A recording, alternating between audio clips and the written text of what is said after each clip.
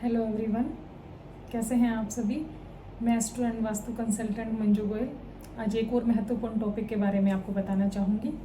मैं बताना चाहूँगी कि वास्तु में कट और एक्सटेंशन का क्या महत्व होता है। आपने सुना होगा कि कट हो गया ये एरिया या एक्सटेंडेड हो गया तो उसका क्या प्रभाव रहता है। सपोज़ आपका कोई प्लॉट है और वहाँ पर आपने फैक्ट्री लगा रखी है या आपने अपना रेजिडेंस वहाँ पे बना रखा है, तो आप क्या करते हैं, आप साइड में है तो वो ले लेते हैं और उसके अंदर उसको मिला देते हैं या फिर कोई दरवाज़ा खोल देते हैं कि वहाँ से आने जाने का रास्ता बन जाएगा।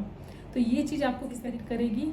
सपोज़ पहले क्योंकि जो वास्तु पुरुष होते हैं वो ज़मीन पर औंधे मुँह लेटे होते हैं। जैसे ही किसी भी भवन की चार दीवारी बनती है तो वास्तु पुरुष वहाँ पर अपना आकार ले लेते हैं। यदि हम कोई एडिशनल ज़मीन लेके या उस ज़मीन के जिसके अंदर ऑलरेडी हमारा रेजिडेंस या फैक्ट्री है उसमें से कोई पोर्शन कट करके उसमें कुछ और यूनिट लगा देते हैं या उस पोर्शन को किसी भी वजह से हैं, तो वो जो हमारे जो वास्तु पुरुष ज़मीन पर लेटे होते हैं तो वो उतने दायरे में सिमट जाते हैं। अगर हम प्लॉट को एक्सटेंड करते हैं, कोई और ज़मीन लेकर उसको ऐड करते हैं तो वो वहाँ तक फैल जाते हैं, और अगर हम उस पोर्शन को कट करते हैं तो वो वहाँ तक सीमित हो जाते हैं, तो वो विद इन उस पेरिफेरी के अंदर रहते हैं वो।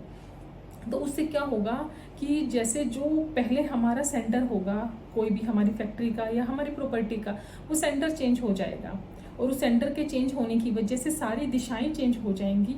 हो सकता है जो आपके घर की या फिर आपकी फैक्ट्री की जो पहले जो उसकी जो एंट्री होगी वो पॉजिटिव आ रही हो सकता है वो नेगेटिव हो जाए।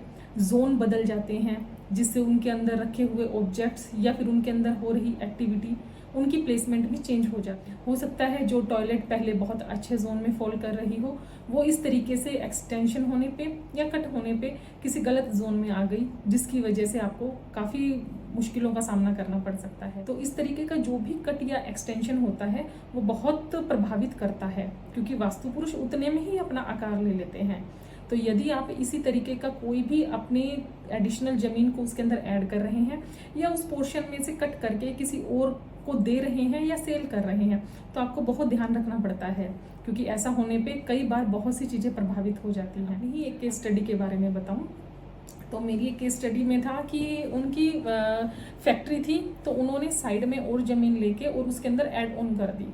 वो फैक्ट्री की जो पहले एंट्री थी वो नॉर्थ की एंट्री थी, N4 की एंट्री थी, जो बहुत अबंडेंस मनी देती है। तो उनकी फैक्ट्री बहुत अच्छे से चल रही थी, जिसकी वजह से उन्होंने सोचा कि साइड में जो ज़मीन है उसको और परचेज कर लेते हैं। तो उन्होंने वो ज़मीन परचेज की और उसमें से उन्होंने आने जाने का रास्ता बना दिया, जिसकी वजह से उनकी जो एंट्री थी जो N4 से चेंज होकर वो E2 की एंट्री हो गई, और जिसकी वजह से उनको जो अंदर भी मशीन्स की प्लेसमेंट थी, जो मशीन पहले वेस्ट साउथ वेस्ट में फॉल कर रही थी वो SSW डिस्पोजल की जगह आ गई, जिसकी वजह से मशीन में बहुत सारे ब्रेकडाउन होने लगे।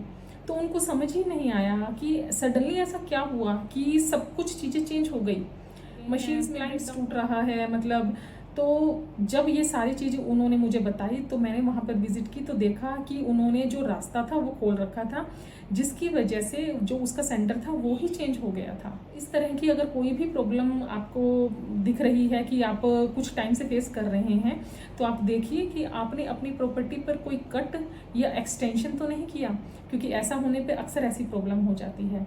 वैसे अगर मैं बताऊं तो हमें ज़्यादा कट या एक्सटेंशन नहीं होने चाहिए, क्योंकि हर चीज़ एक जो प्लॉट होता है वो सब प्लॉट सबसे अच्छा माना जाता है, या फिर रेक्टेंगल भी होता है तो उसको बैलेंस्ड करके हम कर देते हैं। लेकिन कोई एक दिशा का बहुत ज़्यादा बढ़ जाना या घट जाना किसी भी एरिया का वो काफ़ी हार्मफुल हो सकता है। तो इस तरह का कोई भी काम करने से पहले आपको एक बार ज़रूर वास्तु के बारे में विचार कर लेना चाहिए।